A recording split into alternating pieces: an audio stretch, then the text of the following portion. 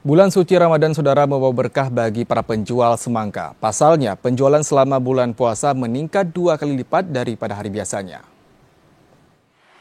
Selama bulan suci Ramadan, permintaan kebutuhan terhadap semangka meningkat. Hal ini membawa berkah tersendiri bagi pedagang. Pasalnya, keuntungan yang didapat menjadi 2 kali lipat dibandingkan hari biasanya. Tingginya permintaan semangka selama bulan suci Ramadan sudah menjadi kebiasaan selama bulan Ramadan.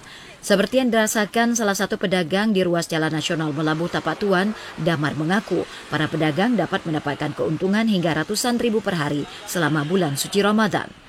Meskipun harga semangka mengalami kenaikan, namun tidak menurunkan daya beli masyarakat.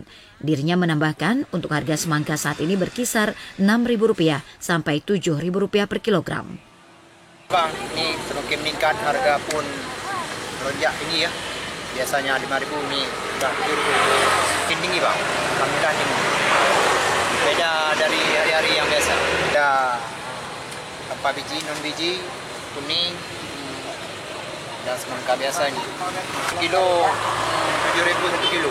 Rp7.000 1 kilo. 10 1 kilo. Oke. Ini Rp7.000 1 kilo. Para pedagang mengaku kembali bersemangat dalam berjualan semangka karena di samping harga yang saat ini tinggi, penjualan atau permintaan pun juga ikut meningkat. Dari Nagan Raya, Aziz Saputra, TVRI Aceh melaporkan.